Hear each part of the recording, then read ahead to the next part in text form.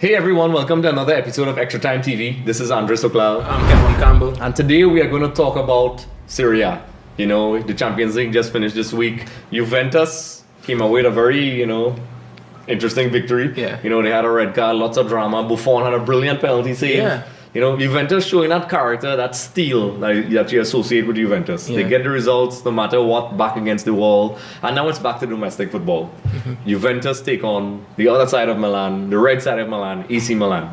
Come on. What do you think is going to take place in that game? Yes, Andrew, Super GG, Yes. Superman himself, Buffon, Amazing. came back with a defying save midweek, Mm-hmm. and Juventus are now top of their Champions League group. But that's going to Serie for real. Yes. Yeah. So Milan take on Juve in the San Siro. Milan, surprisingly, they are joint second with Roma on 16 points.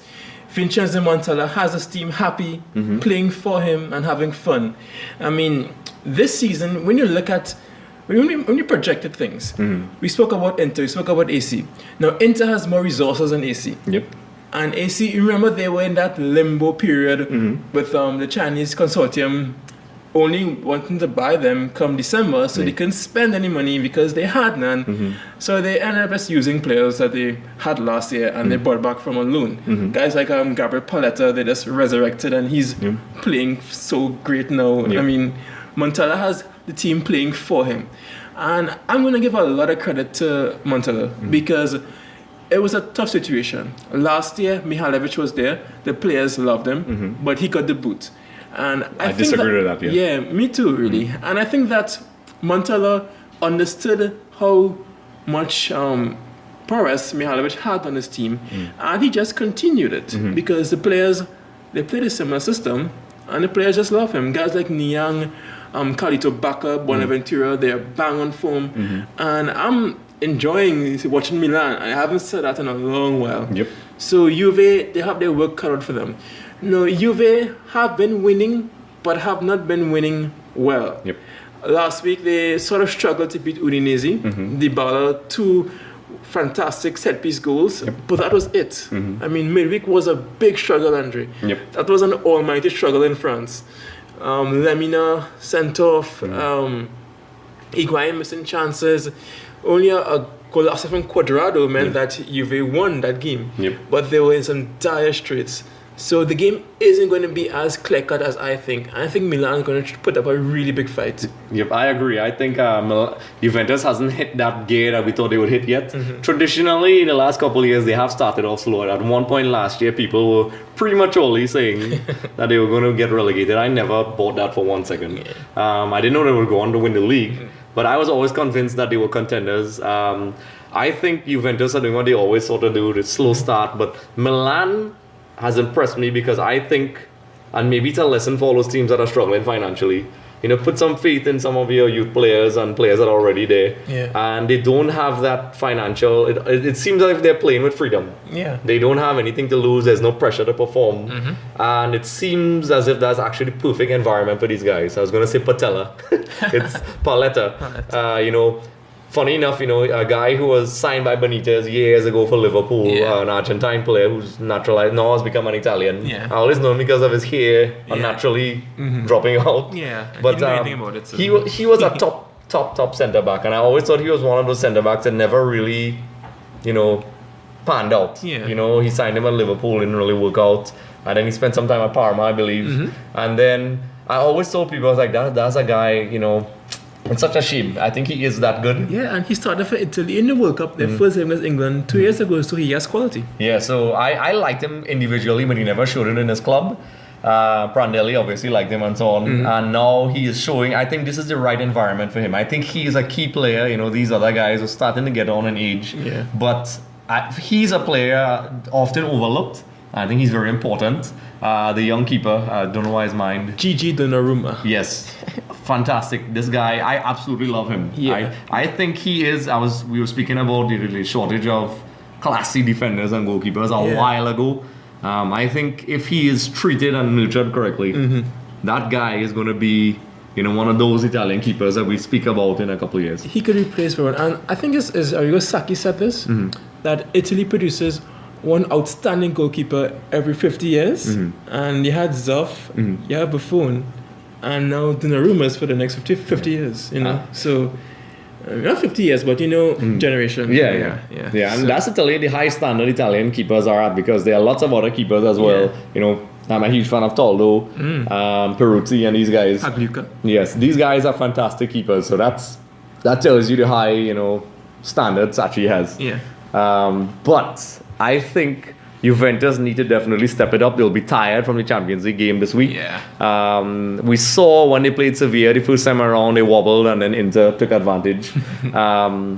I think it's going to affect them. I think Milan is all fresh, and these guys will definitely give them a run for their money. Yeah. Juventus have been winning based on their quality. I think unless Juventus click immediately, they're going to have to rely on individual quality again. I think Milan is playing more like a team. Yeah. They're playing without fear. And I think Juventus and Allegri need to be a bit careful, because you're going to have some wobbly legs, and you're going to have these guys who up and running and ready to prove themselves. They're already surpassing expectations. It's almost like the Leicester City syndrome. I can't believe I'm saying about Milan. But I actually think Milan are definitely going to give Juventus a lot of trouble. Yeah. And may possibly, I would even dare say, get a pretty good victory.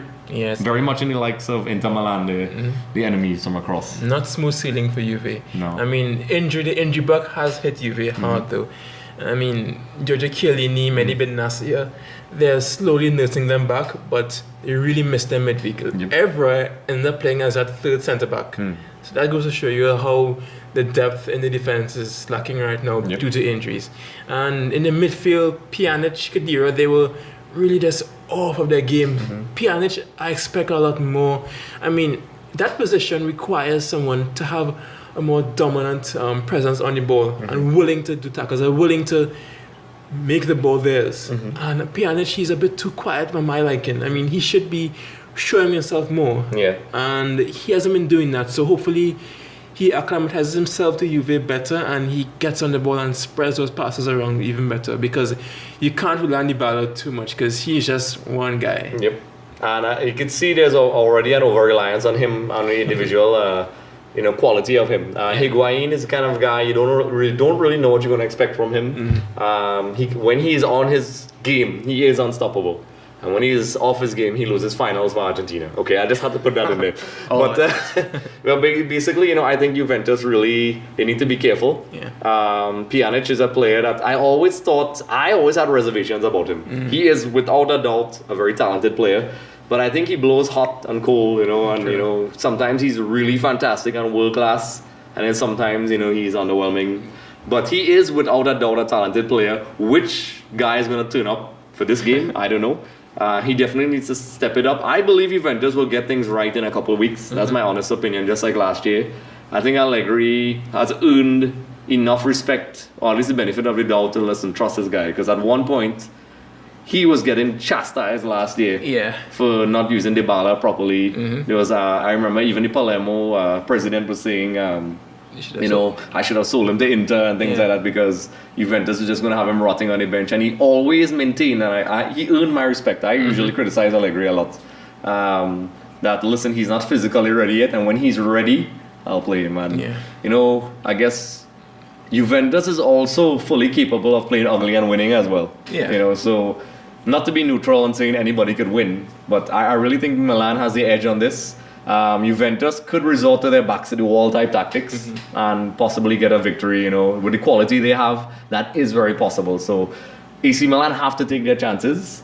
They need to take their chances early and play how they have been playing recently, and don't play without fear. And I think they could easily get a victory. Once they play with any sort of fear, I think that's where Juventus could use their experience and hit them. Carlito Bacca, I mean, when he's there, he scores goals. Yes. So I'm thinking about a draw. If Milan wins, I won't be too surprised, but I see a draw. Yeah, I think it's going to be a draw as well. It's going to be a low-scoring game, and I think it's going to be a draw. I'm not going to do the neutral thing and say, well, both teams can win, come on. My gut instinct is telling me Juventus are going to do what champions do and find a way to win. But based on form and on what we've seen in recent weeks, I can't see anything else but a draw. So I'm going to stick with that, a draw. Cool. All right. Okay, everyone, and don't forget, if you like and subscribe our YouTube page, Extra Time TV, you instantly qualify for the opportunity to win 2 tickets to the Trinidad and Tobago versus Costa Rica on November 2016.